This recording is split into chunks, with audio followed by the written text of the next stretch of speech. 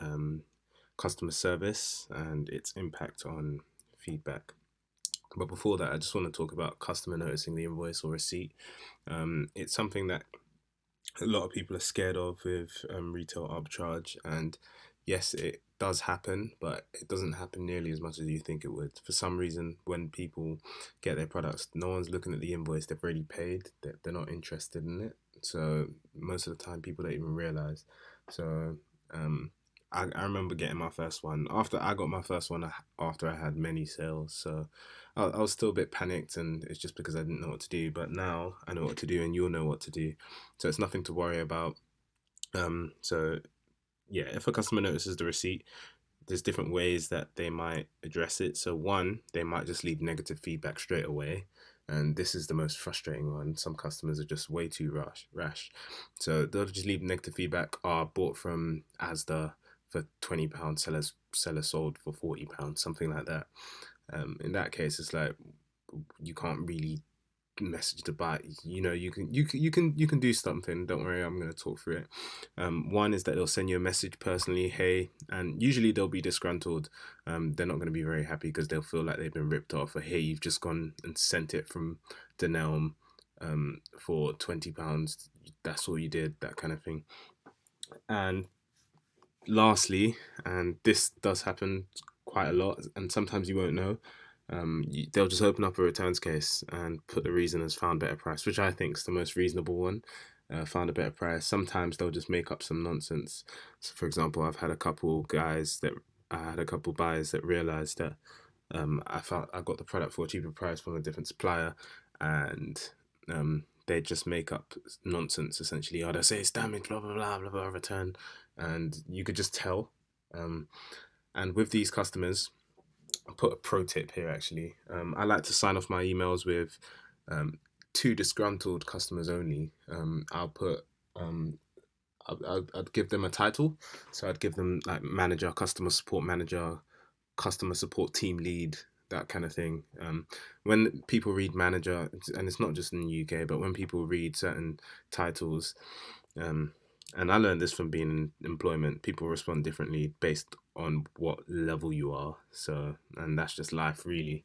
So, yeah, so if a customer notices a receipt, simply just use this template. This template will be provided.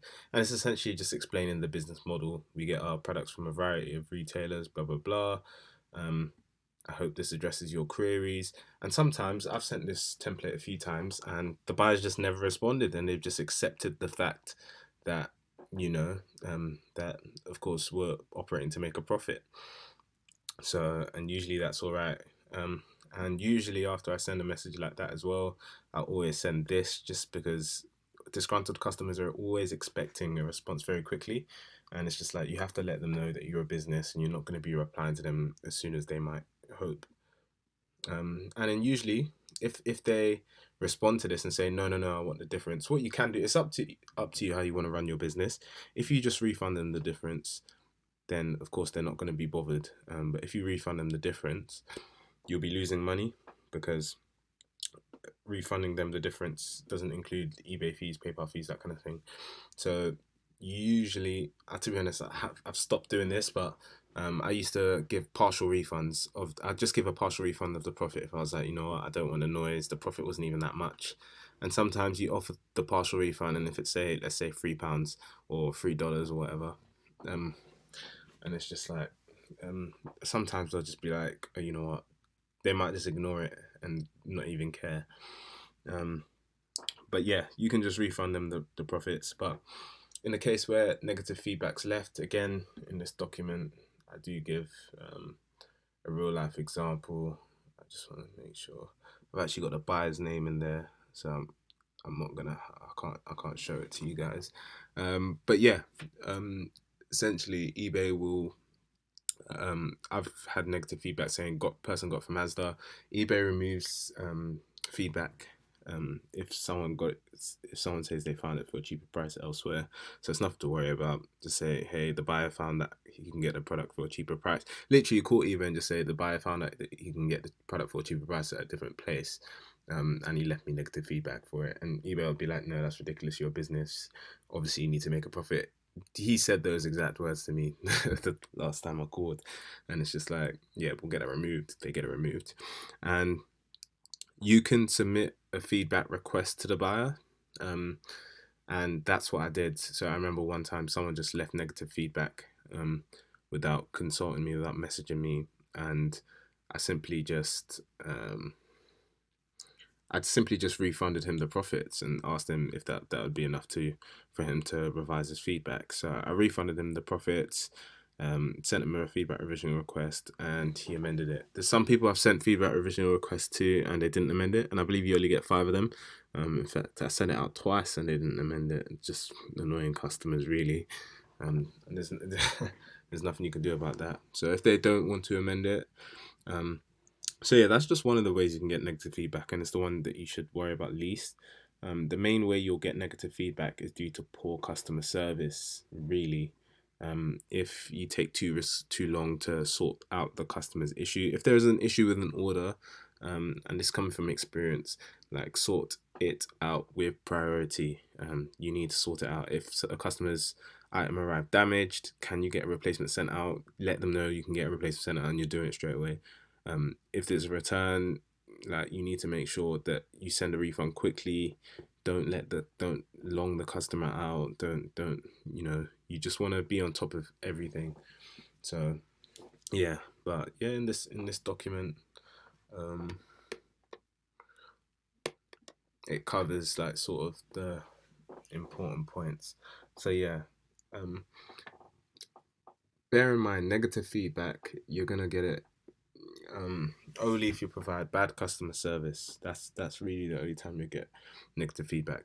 And sometimes you get negative feedback because of a product, but that's easily solved. Like for example, I remember I sold a table to a buyer, and the table wasn't very good. The buyer just immediately left negative feedback, and he was like, "Table's rubbish." Negative feedback.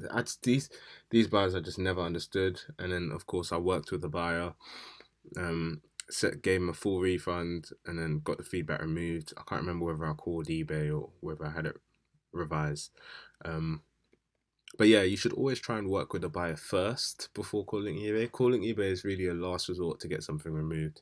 So yeah, if you want to keep your account at 100%, remember your account doesn't need to be at 100%. It just needs to be above 95, in my opinion. So mine at the moment is about 99 point something percent, because I have a few negative feedbacks. To be honest, quite frankly, I just don't care to remove.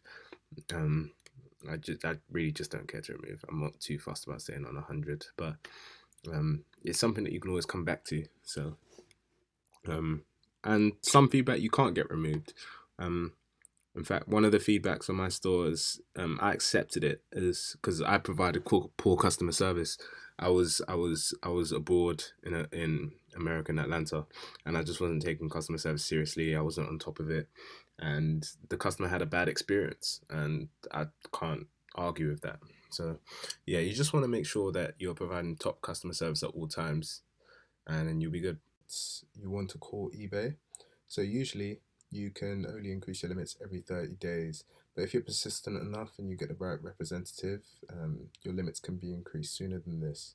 So you call eBay and tell them you're calling about limit increases, and then you don't want to just tell them, you want to speak and leave it. You want to give them a reason why, and the reason why will be um, you have.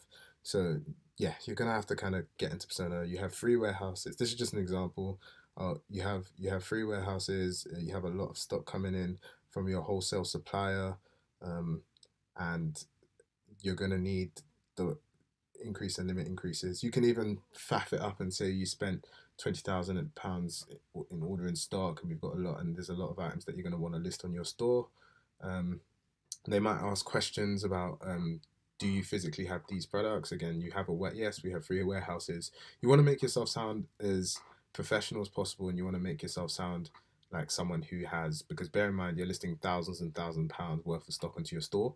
You want to sound like someone who has that, and someone who has, let's say you have like on my store at the moment, I probably have over 50,000, over 100,000 in terms of worth of products on my store. You're going to have warehouses if you physically have those products. So just let them know you have warehouses. They might ask what kind of goods you sell. Say you specialize in home goods or garden equipment, whatever you want to say. But it's important to let them know. And then if you're given the right representative, um, they will increase the limits. So, and it's important to be persistent, as with anything in life. Um, if it doesn't work, put the phone down, try again the next day, try again in 2 days.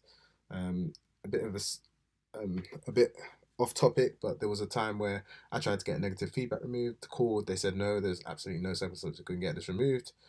Called the next day, the new representative could even see the previous notes, but I still managed to convince them to remove it.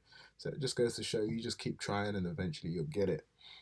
Um, Moreover, when it comes to eBay, um, if you have any questions, any queries about your account, about how to do something, about your returns, about an order, about an angry customer, you can always call eBay.